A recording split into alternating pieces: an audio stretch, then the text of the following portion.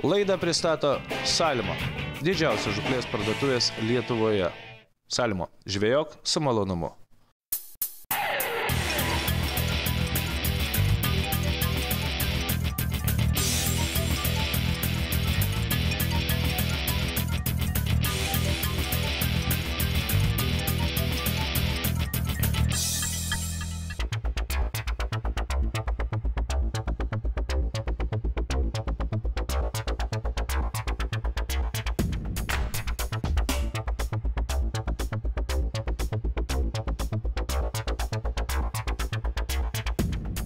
Sveiki visi žiūrintys laidą Vienam gale kablys.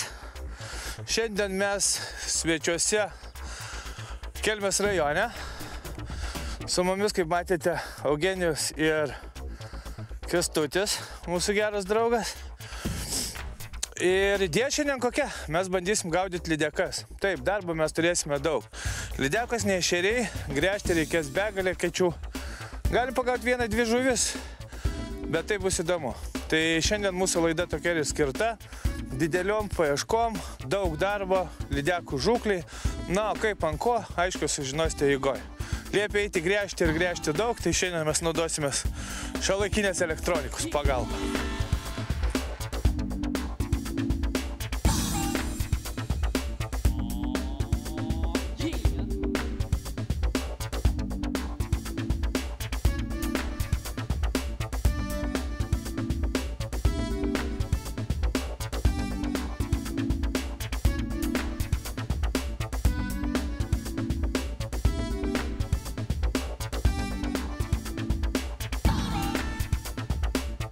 Nu, va taip, šiuolaikinės elektronikos pagalba, neuždusęs, nepavargęs, pasiruošęs išgręžti 100 kečių, kad pagaut žuvį.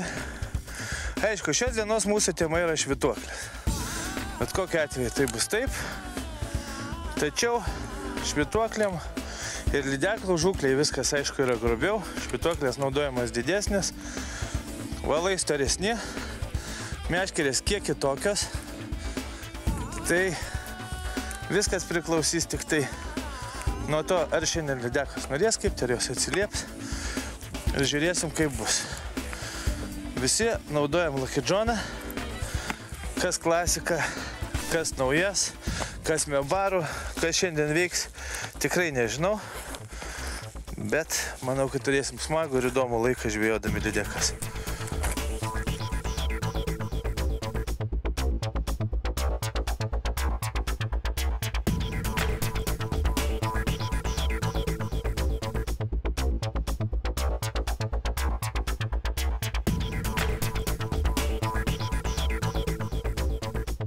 Jeigu kalbėti apie pradžią, kaip aš pradedu ieškoti žuvies, tai jeigu kalbėti apie klasikinės švytuoklės Lucky John, tai jos yra dviejų rūšių. Yra vadinamieji bananai, štai tokios lenktos, ir yra klasika.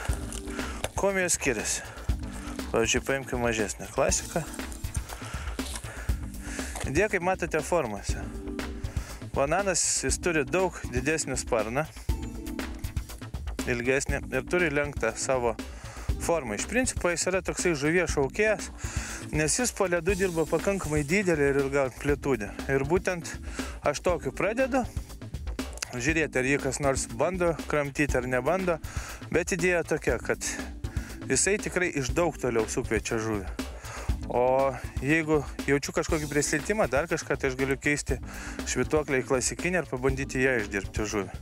Tai šiandien naudosiu dvi meškerėlės, vieną plonesnę valų ešerinį daugiau variantą, kitą lydekinį.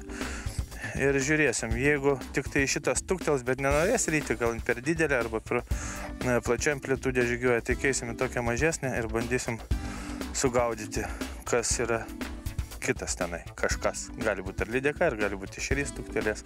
Žodžiu, reiks bandyti.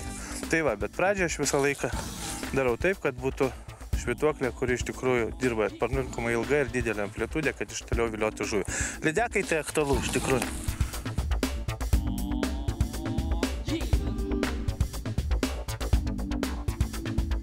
Kol aš čia kalbėjau ir pradėjau bandyti pirmoje ketėje, vyrai jau pabandė keletą kečių ir žinoma žygiuoja į priekį. Ir mūsų žvejyba dar tik prasideda. Žinoma, galvojame, kur ir kada turėtų kibti lydekos, jie šiek tiek pasitraukė toliau nuo krantą, kur gylis didesnis. Aš visgi galvoju, kad lydekėlis turėtų stovėti ir arčiau tarp žolių. Žodžiu, kiekvienas savo techniką ir taktiką. Na, Eugenijus pakirta pirmą žuvį antroje eketėje. Iš tikrųjų graži mūsų laidos pradžia ir visai nebloga lydeka.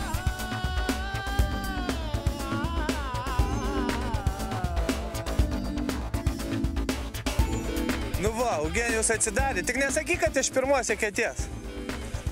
Eugenijau, nesakyk, kad iš pirmos eketės. Tai tau gerai, iš antros. Nesąmonė. Aš galvoju, kad visą dieną reikės dirbti. Ant mėlyno, aišku.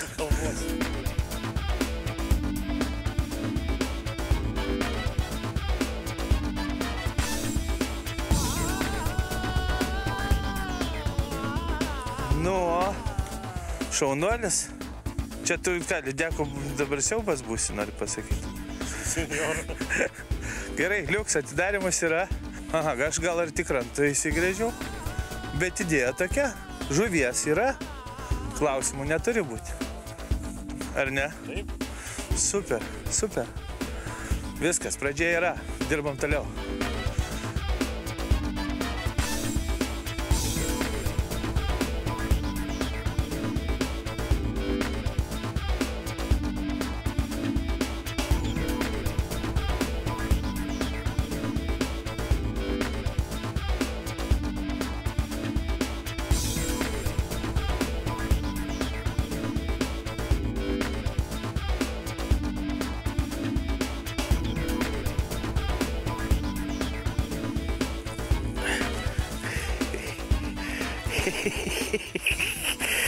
Va, lydeka, Eugenijau, matei kokia. Kai didumo. Nu vis vieną kibimą jau aš turėjau, gavau per nagus, dgailink tokia, trenkta visai.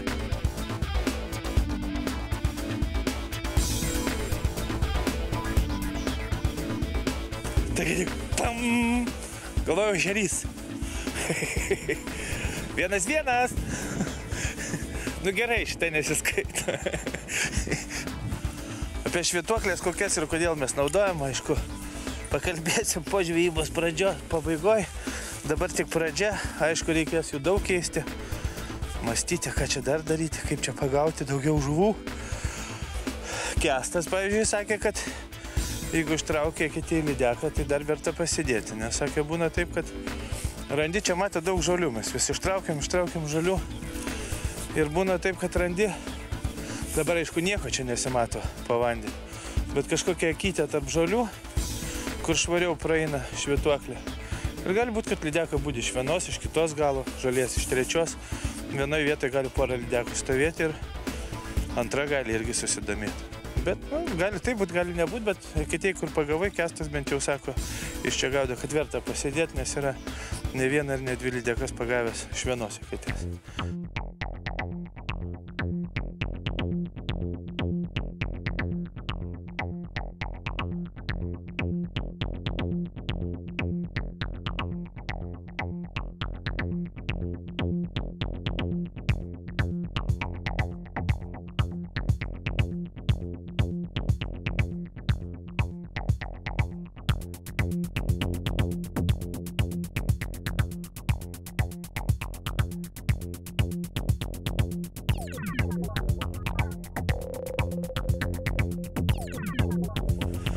Nu va, Kestas irgi pagavo.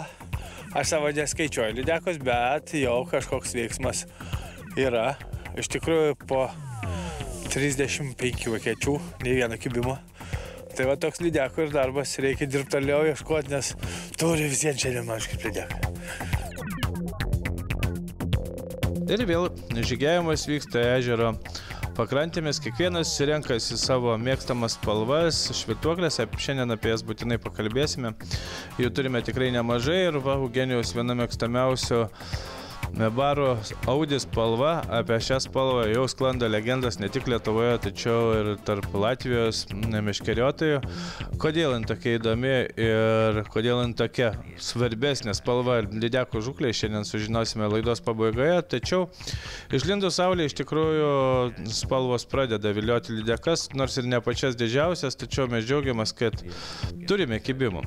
Viena antra nedidelė žuvelė, kuri šiandien užkimbo tarp žalynų, tai tik įrodymas, kad viskas teisingai, mes pasirinkame temą. Gaila tik tai, kad kol kas mūsų masalų neatakuoja didelis lydekos, nors keletą, kaip matėte, visai neblogų pagavo Eugenijus ir mūsų laidos bičiulis Kestas. Tačiau yra kaip yra, vis dėlto lydekų tema šiandien pasiteisina. Ir kaip nebūtų keista, vietiniai meškeriotojai ant šio ežero pradeda rinktis tik tai apie pietus. Gal jie kažkur toliau buvo ieškoję, bet kiek iš jų sužinojome, kibimas aplinkui visiškai nekoks. Niekas nieko nepagauna, keičiasi oras, keičiasi slėgis. Na, mes, kad ir štai tokias, tačiau sugebam suvilioti nedidelę žuvis ir tai yra svarbiausia. Tokia mūsų gera laidos pradžia, pusdienio su daug lydekų kibimų, nors ir ne pačiu didžiausia, tačiau tik įrodymas, kad taip, jeigu jau specialiai sugalvoja gaudyti lydekas, jas pagauti įmanoma. Tiesiog reikia pramastyti, specializuotis ir žinoma pasirinkti masalus ir įrankius, kurių apžvalga vėlgi laidos pabaigoje.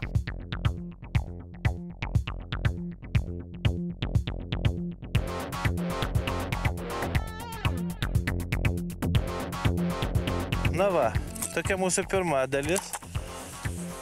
Ežeras nėra toks paprastas, kaip man čia pasirodė. Iš tikrųjų nėra už ko užsikabinti. Yra daug žalių, kurias mes traukiam.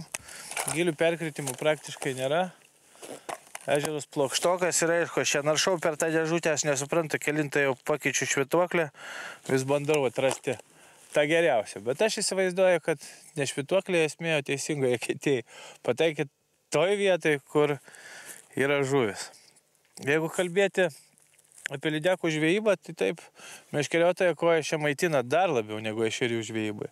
Nes ešeris, jeigu mes jau gaudame, tai mes jau ką, ten radai tenai keletą maždaug vietų, kurie sukibo ir tada belieka suktis apie tą rajoną, o lydekos gali būti bet kur.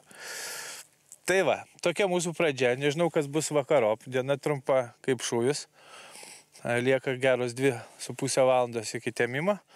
Arba jos pakils prieš temstant, arba nepakils. Bet kokiu atveju žuvies mes jau pagavom ir, aišku, pabaigoje reziumuosime, kodėl mes ją pagavom ir kaip.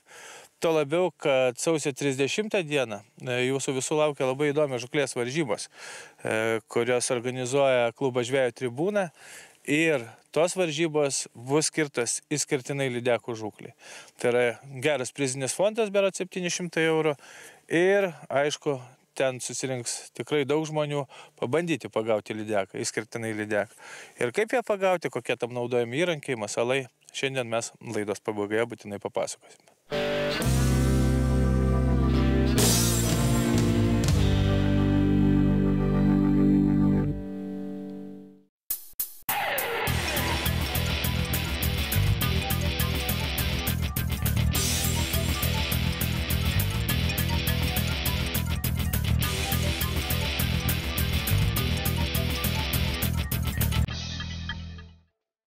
Sveiki sugrįžę, žiūrintis laidą Vienam gale kablys. Šiandien mūsų laida lankosi viename iš nedidelių ežerų ir mūsų laidos tikslas jau pasiektas. Laidos pradžioje mes papasakojame apie tai, kaip maždaug reikia ieškoti ir kur lydekų. Lydekų mes pagavome, tiesa nepagavome tų didžiųjų, apie kurias svajojame visada, kad iš po ledo gali trenkti ir 4 ir 5 kg žuvis ir aišku, žvejojant švytuoklėmis tai būtų labai įdomu ir įspūdinga.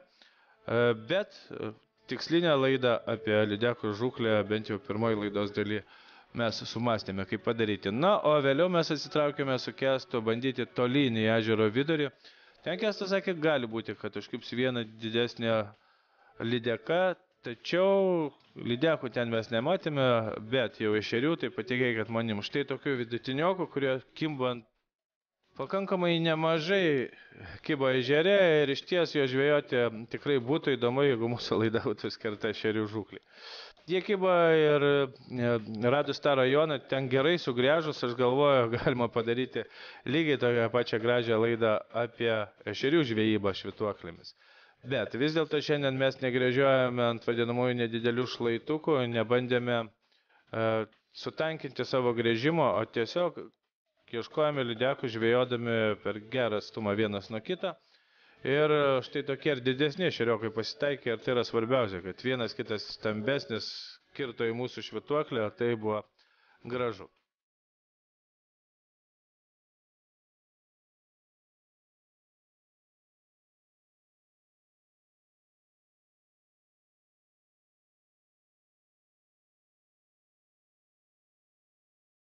Ir tokio dydžio ešeriai visiškai nusispjaut buvo, kokio dydžio mūsų švytuoklė, kad yra pavadėlis ir štai netgi tokia monsterinė švytuoklė, kurie tikrai užsidėjau galvodamas, kad turi kirsti lydeką, atsiliepiu štai tokio grožio ešerys. Smagu, ar ne?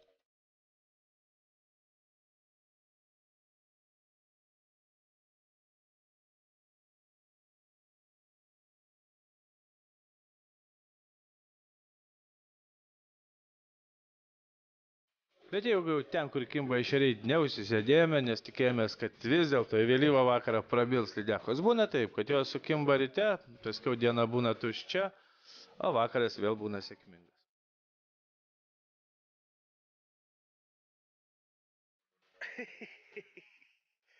Briedas kažkoks. Aš nesuprantu, kaip man gali šiandien va tokią žuvį skirti vis. Vakarinis kibimas Koršakoj 2 silkės. Svarbiausia, kad tikslas, gaudant lydekas, išskirtinai lydekas. Viso gero, pasiekti.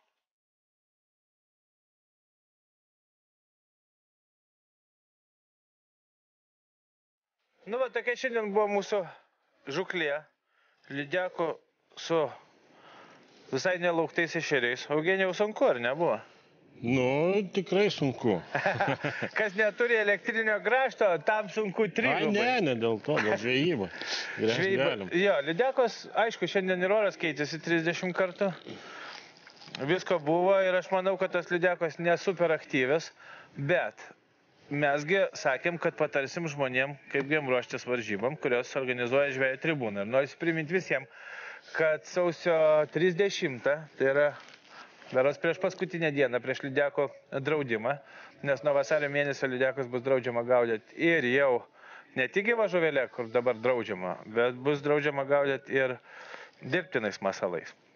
Tai va, dar yra šiek tiek laiko ir mes gal su Eugenijum pradžiui, Eugenijum apie meškerėlės, kokios jos turėtų būti, kokios torio valai, o aš apžvelgsiu masalus, apie kurias turim ką papasakoti.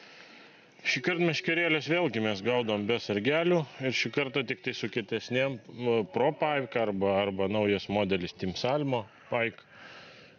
Jos kietesnės, bet tiesą sakant ir mažiuką ešeriukų pagavau ir puikiai jaučiasi. Vat aš šiek dėl to bijau, bet neverta. Ir idėja turbūt kietumo, dar kietiškumo, kad vis dėlto lydekos snukis yra kietas kaip akmuo ir kad jį kirsti tą trišakį jo.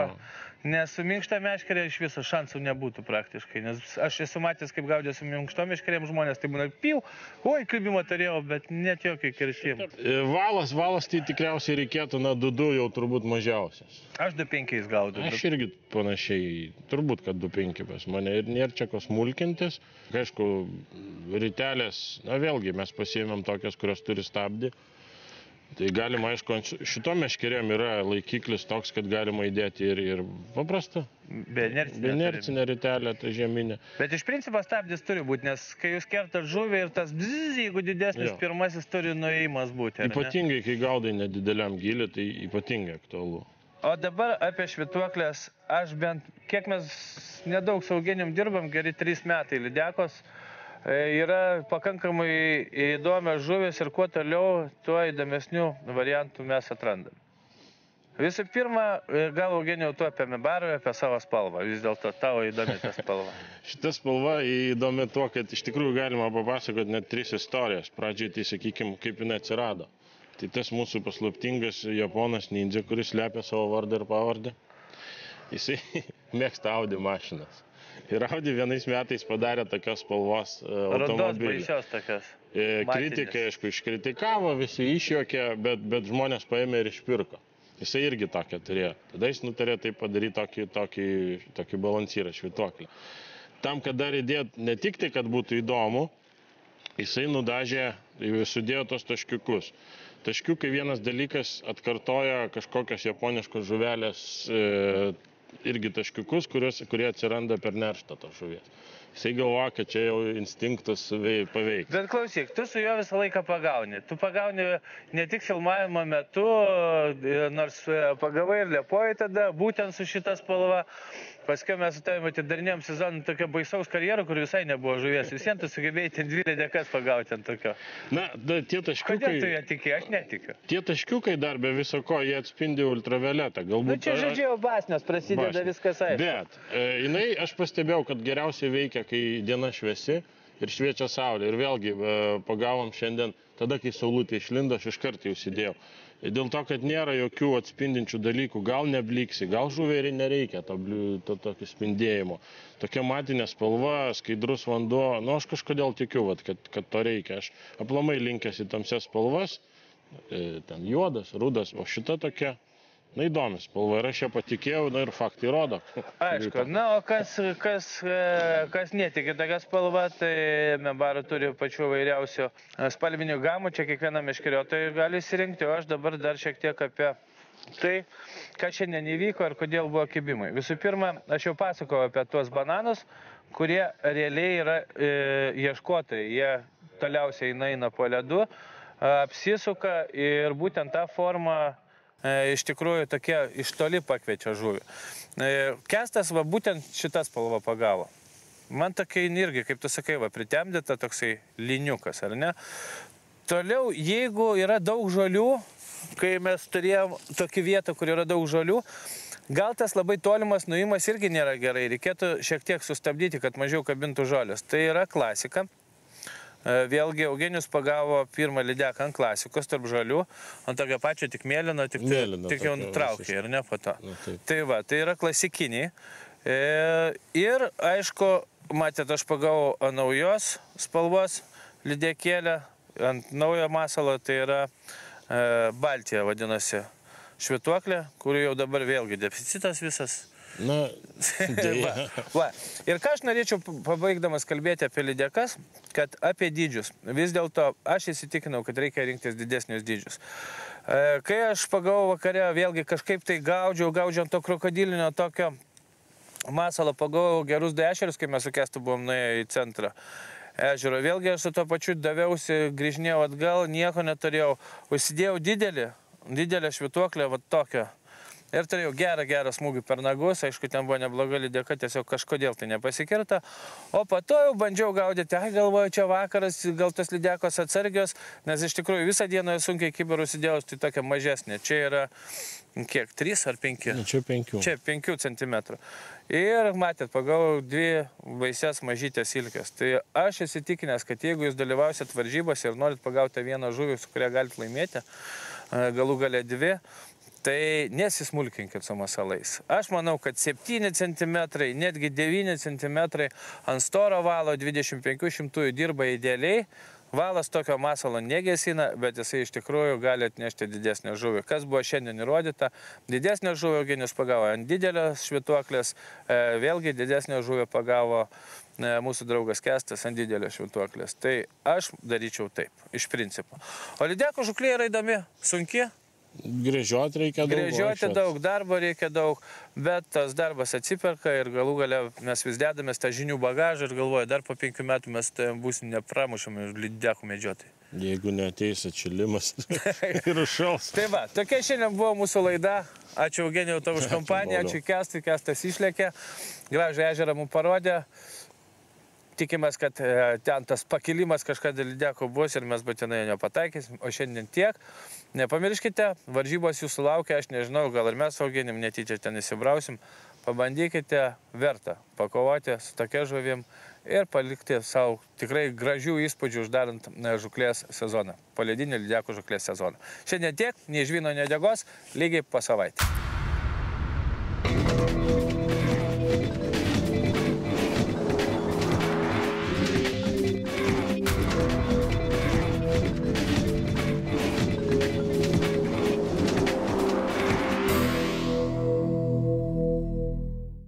Laidą pristato Salmo, didžiausios žūklės parduotuvės Lietuvoje.